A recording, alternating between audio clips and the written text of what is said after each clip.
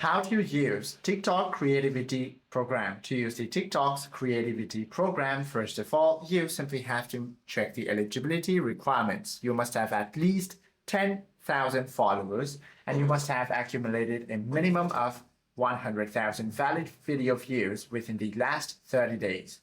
And you must be 18 years or older. And your account must be registered in an eligible region. Now you simply have to have a public, personal, or creator account.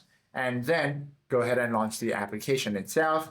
Tap on your profile icon on the bottom right corner. Tap on these three horizontal lines on the top right. From here, go ahead and open the TikTok Studio. From here, locate the monetization section. Once you open this panel, you simply have to now scroll down until you find the Creator Rewards Program. Go ahead and tap on this, and if you are eligible, you should be able to find the apply button over here. You simply have to go ahead and tap on it. From there, input your legal name and complete the digital tax form to authorize income reportings. Now, wait for the approval for up to 2 to 5 business days. Hope this video helps you out a lot. If you have any questions or queries, do comment down below.